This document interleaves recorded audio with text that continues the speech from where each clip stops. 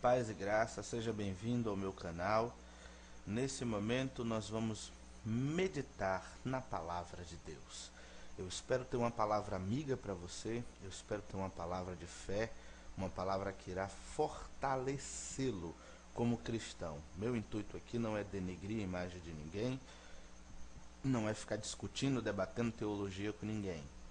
Se você já deve ter ouvido o meu áudio que fala sobre teologia, então já deve saber como que eu enxergo essas questões. Se não ouviu, ouça. Vai fazer muito bem para você. Mal não vai fazer. Vai fazer mal para as pessoas que estão interessadas em discussão, estão interessadas em distrações. Porque às vezes a própria teologia se torna uma distração para a pessoa. Ela fica debatendo horas a fio sobre questões teológicas, mas não passa uma hora de relógio de joelho pedindo perdão a Deus, nem buscando em seus devocionais diários. Amamos falar dos puritanos, mas não chegamos aos pés dos puritanos. É bem complicado isso. Eles tinham vida com Deus. Os debatedores de internet hoje não têm. Falta isso. Então vamos lá. Não é a quantidade de textos que irá convencer alguém. Esse é o tema do assunto de hoje. Não é a quantidade de textos que irá convencer alguém. Em um áudio anterior, pelo menos pode não ser anterior para você, ouvinte, mas para mim é anterior, já que eu gravei primeiro que esse. Em um áudio anterior eu falei para vocês, dizendo que ninguém vai te amar por você falar a verdade. Vivemos em um mundo de trevas. Em um mundo que matou Jesus Cristo, a verdade, na cruz do Calvário. Ainda que Deus tenha determinado dos céus que Cristo é o Cordeiro de Deus que tira o pecado do mundo, e isso foi decretado antes de houver céus e terra, antes de haver, céus e terra. Mesmo tendo Deus decretado todas essas coisas, isso não anulou a responsabilidade humana. E fomos nós, os seres humanos, que cometemos o crime de matar Jesus Cristo naquela cruz. Mesmo Jesus dizendo, não são vocês que tiram a minha vida, ninguém tem poder para tirar a minha vida, eu a dou, eu vim dar a vida pelas minhas ovelhas, eu estou ofertando minha vida pelas minhas ovelhas, mesmo aquilo sendo uma oferta, fomos nós, seres humanos, que cometemos o crime de pregar Jesus na cruz.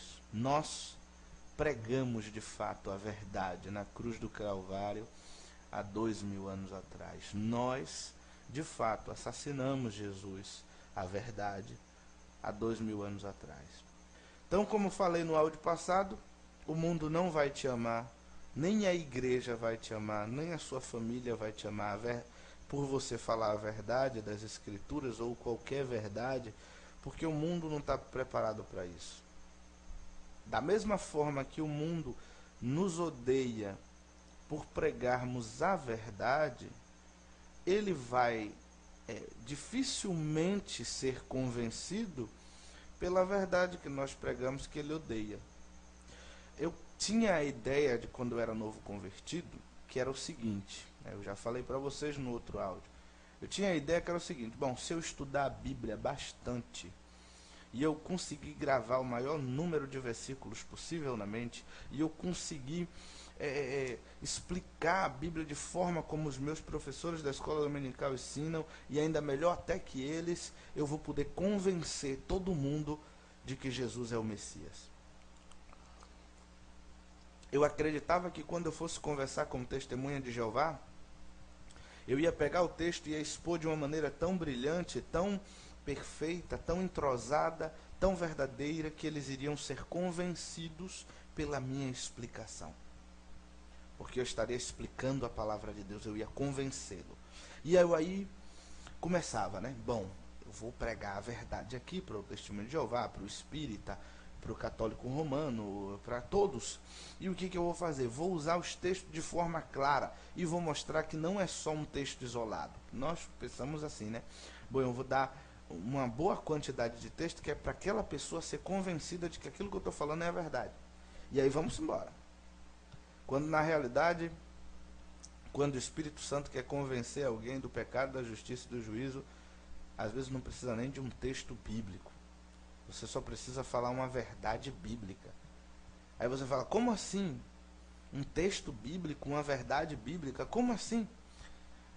Existe o texto que está na Bíblia, que é a verdade e que expressa a verdade, e existe a frase que nós falamos fora da Bíblia, que retrata a mesma verdade que está na Bíblia. Isso você precisa entender. Então, se você não fala o texto da Bíblia, mas fala a verdade contida no texto, você pode estar dando liberdade para o Espírito Santo atuar na vida daquela pessoa. A pessoa vai ser tocada pelo Espírito Santo. Então, não necessariamente você precisa expor um texto bíblico para que alguém se converta. Às vezes é uma palavra.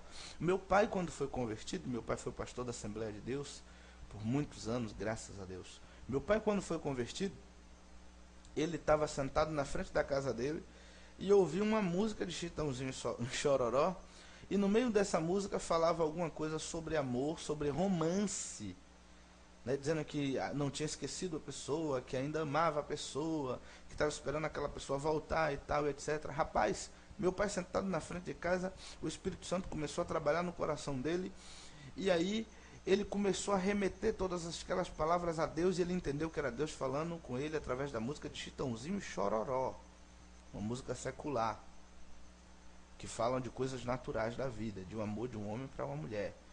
E ele entendeu que naquele momento era Deus dizendo para ele, eu ainda estou te esperando. Era Deus dizendo para ele, lembra daquele dia que você fez uma promessa dizendo que um dia ia me servir? Pois bem, estou esperando. Lembra quando eu te chamei tal dia, assim, assim? Eu estou te esperando. Eu ainda te amo, eu te quero. E aquilo derrubou meu pai. Meu pai começou a chorar ouvindo a música de Chitãozinho e Chororó. Então, não importa se você vai estar falando a Escritura, mas se você vai estar falando uma verdade da Escritura. Aí você fala, como que Chitãozinho e Chororó falou uma verdade da Escritura? Quando disse que estava ainda esperando a pessoa, que amava a pessoa, que queria ter aquela pessoa de volta, que esperava aquela pessoa, aquela coisa toda. Aí a gente fala assim, aonde que está a Bíblia nisso? Se você transportar isso para o mundo espiritual e a gente for em Isaías, a gente vai ver Deus dizendo, ainda que uma mãe se esqueça do filho que cria, todavia eu não me esquecerei de ti. Aí a gente vai ver outros textos na Bíblia onde Deus diz, com amor eterno te amei, e com cordas de amor te atraí, com benignidade, aquela coisa toda. E você vai ver, ó, não, tem razão, é uma verdade que o Espírito Santo usou naquele momento para convencer. Então, não necessariamente você precisa de uma pancada de texto bíblico para convencer alguém. Quando o Espírito Santo quer converter alguém, ele usa até uma música secular. Há um outro caso, dessa vez não é com meu pai, não é com uma pessoa próxima a mim, eu li em um livro. Eu li no livro Pão Diário. Não lembro o ano, mas eu li no livro Pão Diário. Se não for de 2008, 2007, algo mais ou menos assim. Eu sei que eu li num livro chamado Pão Diário, que tem os devocionais todos os dias para você estar fazendo. E em um daqueles devocionais contava a história de uma mulher que foi se suicidar. A mulher já estava retada da vida. Sim, eu falo retado, sou baiano, sou nordestino. Deus escolheu as coisas loucas desse mundo para confundir as sábias.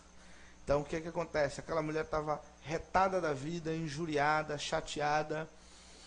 E ela disse, eu vou me matar hoje. Pegou o carro e se picou pela rua. Saiu com o carro, adoidado. E no meio do caminho ela viu, pronto, essa rua está perfeita, deserta. Lá no fundo tem aquele muro parece ser muito forte. Eu vou correndo daqui a 100 por hora, eu vou bater naquele muro e eu vou tirar minha vida. E aí quando ela acelerou o carro, ela ligou, o som estava ligado, né, na rádio FM, e ela ligou o carro e foi correndo com tudo para bater no muro. E aí estava passando a música de Lobão. Essa noite não, essa noite não. Que fala assim, que indefinível, mas não tente se matar, pelo menos essa noite não. essa noite não. Tava tocando. A música tava falando de depressão, a música tava falando que estava acontecendo muitas coisas horríveis na vida da pessoa, mas que ela não tentasse se matar, pelo menos essa noite não. Rapaz, aquela música impactou a mulher. Ela entendeu que era Deus falando com ela. Ela entendeu que era Deus falando com ela. Mais uma vez, Deus usando o secular, o humano. Deus usando aquilo que muitas vezes nós cristãos condenamos. Existem uma espécie de cristão que critica quem ouve música secular. Ah, você não pode ouvir Legião Urbana. Você não pode ouvir Bob Marley. Você não pode ouvir Chitãozinho Chororó. Você não pode ouvir Adriana Calcanhoto. Você não pode ouvir nada. Você não pode porque você é cristão. E Deus tem salvado vidas usando até mesmo música dessas pessoas que nós criticamos. É fato. Foi assim com o meu pai, que se tornou um pastor da Assembleia de Deus. Foi assim com o meu pai. E foi assim com essa mulher. Ela entendeu que era Deus falando com ela. Ela brecou o carro. Tchá, e disse, não acredito. Aí começou a chorar, começou a fazer uma oração no carro, dizendo, mas Senhor, eu nunca te busquei, eu nunca te quis, e agora eu faço o quê? Eu entendo que é você que está falando comigo. Você quer que eu tenha uma chance novamente de viver, mas me ensine, eu não posso sozinha. Não me deixe sozinha. E aí no outro dia ela procurou uma igreja e frequentou a igreja, e daqui uns dias ela formou uma família e com pouco tempo está lá, crente, aqui no Brasil. Está cristã, firme com Deus, com uma família. Aquilo que estava levando ela à depressão, que estava para matá-la, foi resolvido com o tempo, e Deus se fez Deus mais uma vez. Rapaz, quando Deus quer salvar, ou quando Deus quer convencer alguém de alguma coisa, Ele pode usar a enxurrada de texto que você está preparando no seu sermão, e Ele pode usar um texto só, ou Ele pode usar nenhum texto. Ele pode simplesmente usar coisas naturais para falar no coração daquela pessoa. Em primeiro lugar, você não deve preparar uma enxurrada de texto com a esperança de que vai convencê-lo pela quantidade de texto, por causa de 2 Coríntios, capítulo 4, versículo 3 e 4. 2 Coríntios 4, 3 e 4 diz o seguinte: mas se ainda o nosso evangelho está encoberto, ou seja, escondido, né? Para os que se perdem está encoberto, escondido, nos quais o Deus desse século, Satanás, cegou o entendimento dos incrédulos, para que lhes não resplandeça a luz do Evangelho, da glória de Cristo, que é a imagem de Deus. O que foi que Satanás cegou? O entendimento. Então, o entendimento de uma pessoa que não é cristã está cegada pelo diabo. Ele não compreende o Evangelho, nem consegue enxergar o Evangelho como algo luminoso, maravilhoso, como algo que ele de fato precisa, porque ele está cego. O problema dele é espiritual. E não é cego, não pode enxergar com os olhos, não. A fé dele está morta. O espírito dele está morto, está inanimado, ele está cego espiritualmente. Não tem como você pegar um colírio e jogar nos olhos dele. Ele está completamente cego. Para que ele entenda e seja convencido por você, pela sua quantidade de textos que você separou, primeiro você tem que orar. Para que Deus arranque dos olhos deles as escamas, as mesmas escamas que arrancou dos olhos de Paulo. Sem essa obra do Espírito Santo no coração de quem você quer convencer, não há convencimento, não há convencimento, não há conversão, e de fato não há convenção também, né? Porque não vai haver um congresso de igrejas por você preparar uma enxurrada de texto. Então, o primeiro motivo de que você não precisa preparar uma enxurrada de texto para poder tentar convencer alguém é esse. As pessoas são cegas. Se elas não enxergam a verdade, é porque estão cegas por Satanás. Corre o risco de estarem todas cegas por Satanás. Se for do mundo, estão completamente cegas por Satanás. Olha, outro texto que corrobora isso. Em segundo lugar, você não pode, preparar uma enxurrada de texto com esperança de convencer alguém do seu discurso, daquilo que você prega é verdade, por causa desse texto aqui também, ó. Em segundo lugar, 1 Coríntios 2,14. Eita, Paulo retado. Haja Coríntios, meu irmão. É Coríntios, não é Corinthians. 1 Coríntios 2,14 diz o seguinte: ora, o homem natural não compreende as coisas do Espírito de Deus, porque lhe parecem loucura, e não pode entendê-las, porque elas se discernem espiritualmente. Então, o primeiro motivo de você não poder pregar, de não ser uma enxurrada de texto que você prepara, o que vai convencer alguém de alguma verdade, é que, se for do mundo, está cega por Satanás. Se for um cristão ou alguém de alguma seita, corre o risco de estar sendo cega por Satanás do mesmo jeito. O outro motivo, o segundo motivo, é o que a gente acabou de ler. O homem natural, ou seja, a pessoa, o ser humano comum. O ser humano comum é aquele que ainda não recebeu o Espírito Santo de Deus para morar nele. É a pessoa que o Espírito Santo ainda não trabalhou no coração. O homem natural, o homem comum. O homem comum não compreende as coisas do Espírito de Deus. Então você está perdendo o seu tempo preparando um estudo com milhares de textos dizendo: hoje aquele arminiano vira calvinista.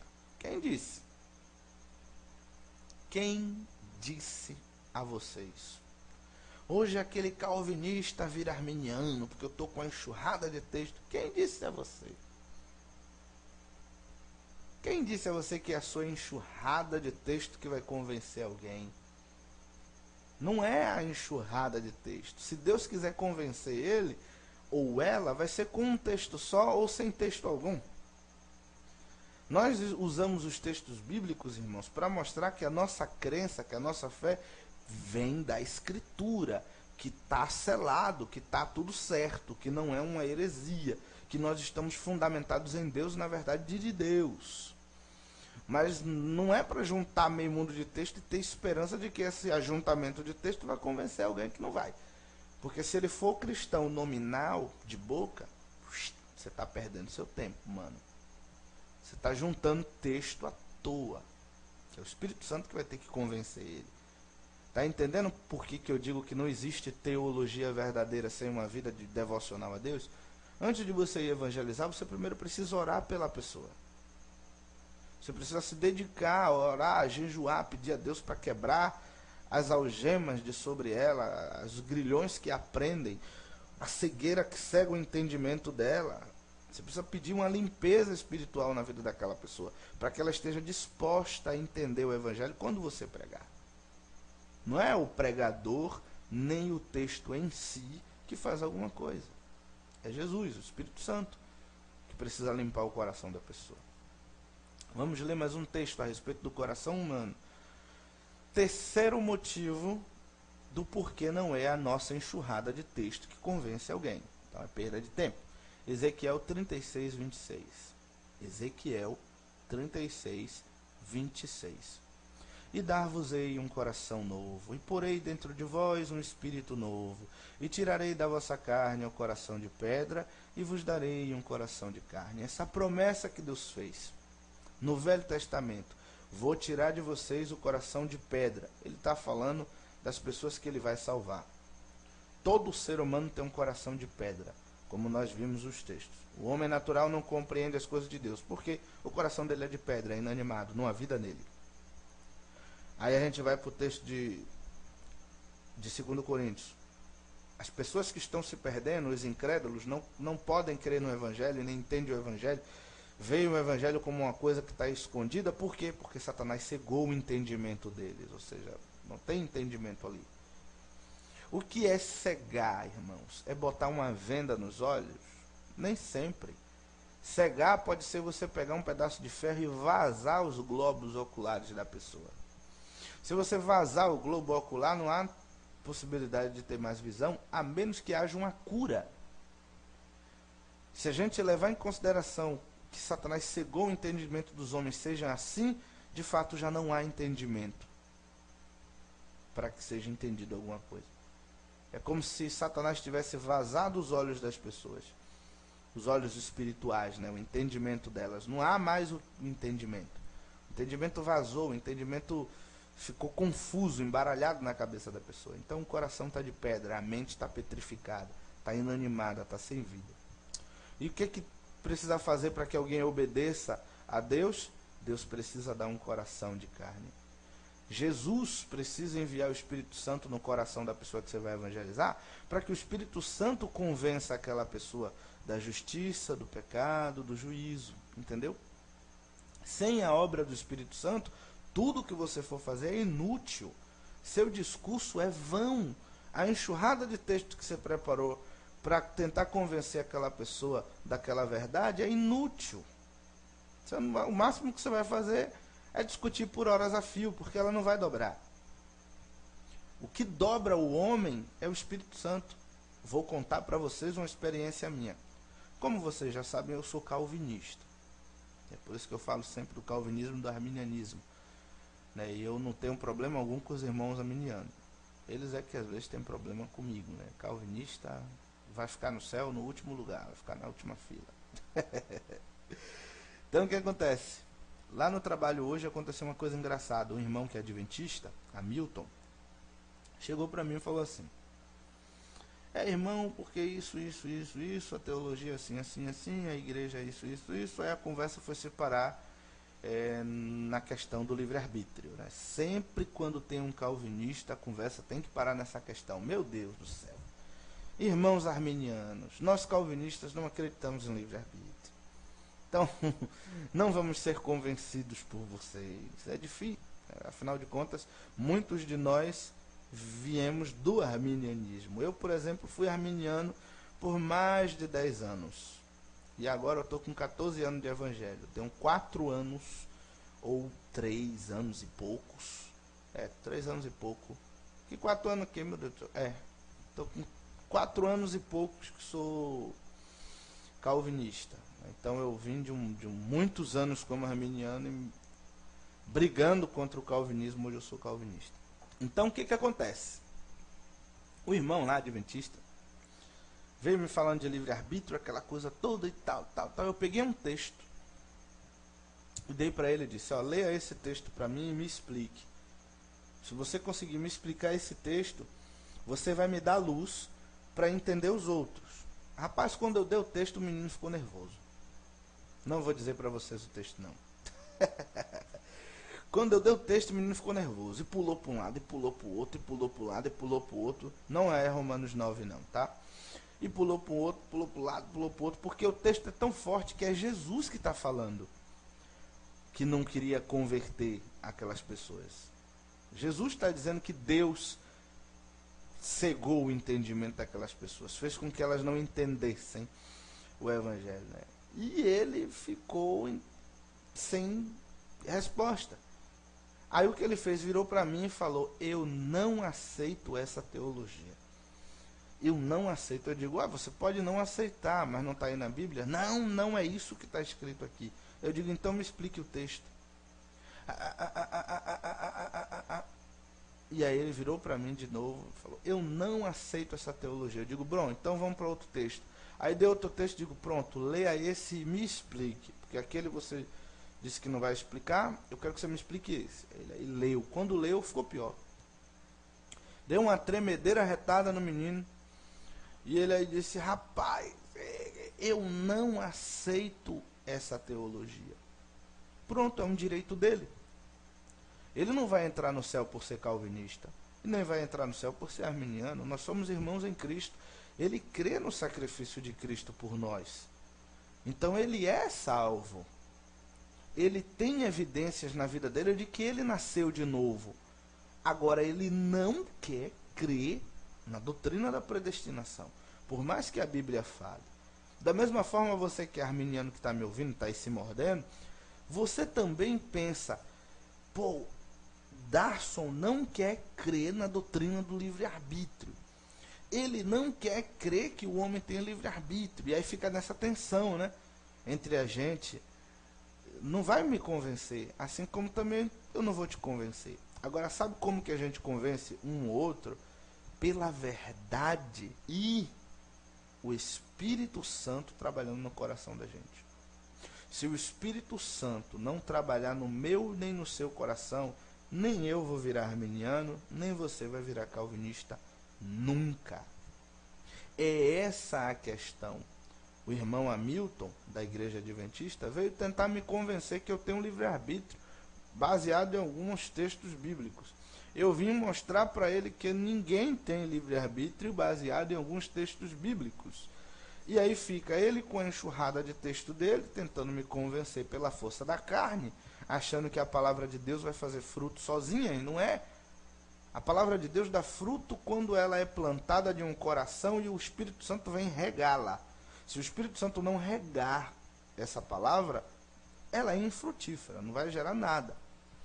Tanto é assim que quando nós pregamos a palavra de Deus em tudo quanto é canto, muita gente se converte e muita gente não se converte. Por que que acontece esse fenômeno de, às vezes, até a maioria dos não convertidos ser maior do que a dos convertidos? Por causa do Espírito Santo. Simplesmente por isso. Se a palavra de Deus frutificasse sozinha, sem a ação do Espírito Santo, toda vez que nós pregássemos a palavra, não haveria não convertidos. Porque já que é a palavra sozinha que gera a fé, sem a ação do Espírito Santo, então toda vez que nós mencionássemos a palavra, obrigatoriamente teria que nascer fé no coração das pessoas. Mas não é assim. Nós pregamos a palavra todo tempo. Nasce fé no coração de uns e no do outro, não? Qual a explicação? O Espírito Santo está regando a palavra no coração de um e no do outro não, meu velho. Isso é bíblico. Não tem o que dizer. O Espírito Santo está atuando no coração de um e no do outro não. Aí agora eu vou ajudar você, arminiano. Para mim, que sou calvinista, o Espírito Santo está atuando no coração daqueles que ele vai salvar, que já determinou antes do mundo existir. Para você que é arminiano, o Espírito Santo está atuando no coração daqueles que algumas pessoas oraram por eles, vamos dizer assim. E você não orou, então por isso ele não está atuando no coração dos outros. Pode pensar assim. Não vai fazer mal, não. Pelo menos vai incentivar você a orar por todo mundo. Aí quando você for evangelizar, você já não vai mais na força da sua carne. Então façamos isso. Criamos essa ideia dentro de nós. Pronto. Façamos assim. Pensemos como os arminianos. Demos as mãos uns aos outros aqui agora. E pensamos assim, bom, aquela pessoa não está recebendo o poder do Espírito Santo para crer, ela não está sendo trabalhada, a palavra não está sendo trabalhada pelo Espírito Santo no coração dela, como o Espírito Santo veio no coração do meu pai e operou no coração do meu pai pela música de Chitãozinho e Chororó, como o Espírito Santo foi no carro daquela mulher e operou na vida dela, no coração dela, pela palavra lá de Lobão cantando essa noite não, se não tente se matar essa noite não, e a mulher estava tentando se matar na hora e ela se converteu ali, tá entendendo? Da mesma forma que o Espírito Santo atuou no coração dessas pessoas, ele vai atuar no coração de outras quando nós formos orar por elas. Temos que crer que em umas pessoas o Espírito Santo está atuando e em outras não. E aí o que, que você vai fazer, arminiano? Você que acredita que Deus veio salvar todo mundo. Vai orar pelos irmãos, velho. Vai orar por aquelas pessoas que você quer pregar o evangelho, quer ver ela convertida. Ore por elas, comece a orar por elas. E nós, calvinistas, oremos também por isso, porque a gente não sabe quem é eleito e quem não é. Muitas vezes o eleito vai agir como não eleito. Muitas vezes o eleito vai rejeitar o evangelho 2, 3, 4, 5, 10, 20 mil vezes. Mas até chegar o dia em que o Espírito Santo vai descer sobre ele e vai começar a trabalhar todas aquelas palavras que foram ditas durante a vida dele toda, ele vai se converter. Então, quer nós sejamos calvinistas ou arminianos, a regra é a mesma. Não é a multidão de textos que nós organizamos e sistematizamos que vai convencer ninguém. Se fosse assim, ou todo mundo já era calvinista, ou todo mundo já era arminiano. Ou todo mundo já guardava o sábado, ou ninguém guardava o sábado. Então não é a quantidade de texto que vai convencer ninguém. É o Espírito Santo que vai trabalhar na vida daqueles que ele vai convencer ou não. Então ore. Sem a oração, o seu evangelismo não passa de bafo. O que é bafo? É um mau hálito Nada. Vento. Assopro. Um assovio. Acabou. Seu evangelismo sem o Espírito Santo não passa disso. O meu evangelismo sem a ação do Espírito Santo é infrutífero, é tolice. Então, quando você sai na força da carne, não, eu vou debater com aquele ateu, eu vou provar de todos os âmbitos que Deus existe, e que isso e aquilo, e que não sei o que, meu irmão, você não é o Espírito Santo. Não pense você que alguém vai chegar ao conhecimento de Deus e aquela coisa toda de forma natural, alguém vai se converter a Jesus Cristo de forma natural, não vai. Você pode saber que Deus existe de forma natural? Sim. Platão foi um dos filósofos que mais falou de Deus. E ele não era cristão. E os primeiros cristãos usou muito a linguagem de Platão. Platão nasceu antes de Cristo, viveu antes de Cristo, filósofo grego. E Platão fala muitas verdades que nós cristãos acreditamos quase na mesma coisa que eles. É muito parecido. Chega ao ponto de que Justino Marte diz que Platão era discípulo de Moisés, devido à semelhança monoteísta da pregação de Platão. Aí vem a pergunta: Platão era um homem de Deus, um homem cheio do Espírito Santo? Não. Tudo que ele soube sobre Deus, ele aprendeu com a graça comum de Deus. Ele aprendeu de forma natural, olhando, observando a natureza. Por isso que Paulo diz em Romanos 1, que não há homem nenhum na terra que seja inculpável diante de Deus, porque tudo que se tem para conhecer de Deus, a natureza demonstra. Nós podemos conceber a ideia de que um Criador existe e de que ele é ordenado, de que ele é uma pessoa muito poderosa, de que ele é enorme, de que ele provavelmente é justo. Temos como aprender todas essas coisas sobre Deus olhando a natureza. A única coisa que nós não vamos aprender sobre Deus olhando a natureza é que ele enviou o seu Filho amado para nos resgatar. É que ele está do céu irado conosco. E nós precisamos acertar as contas com ele agora. Isso a gente não vai aprender olhando a natureza. A doutrina do juízo final, que um dia todo mundo vai dar conta a Deus, isso a gente não aprende olhando a natureza. E são exatamente essas doutrinas que é a base do cristianismo, que é a base de toda a nossa pregação. É que Deus existe, Deus é bom, Deus ficou irado com a humanidade, enviou Jesus para retirar essa ira sobre a humanidade dos que crerem, e no juízo final Deus vai julgar justos e injustos e vai dar a cada um o prêmio que cada um merece. Uns a vida eterna, outros a destruição eterna. Então a nossa teologia gira em torno disso, do juízo final, da vida presente, passado, futuro, do Cristo nos redimindo das nossas culpas perante Deus. Então, a nossa doutrina gira em torno disso. E essa doutrina ninguém aprende olhando para a natureza. Precisa ser pregada. Por isso Paulo grita: como ouvirão se não há quem pregue? Como crerão daquele que nunca ouviram? Romanos capítulo 10, versículo 14, se não me falha a memória. Então, irmãos, eu vou ficando por aqui. Eu acredito que já foi o suficiente para a gente discorrer sobre o assunto. Eu tenho mais alguns textos aqui para ler, mas eu vou aplicar aquilo que eu estou pedindo para vocês fazerem. Amém? Fique em paz. Deus é contigo, meu irmão. Tchau, tchau. Até mais.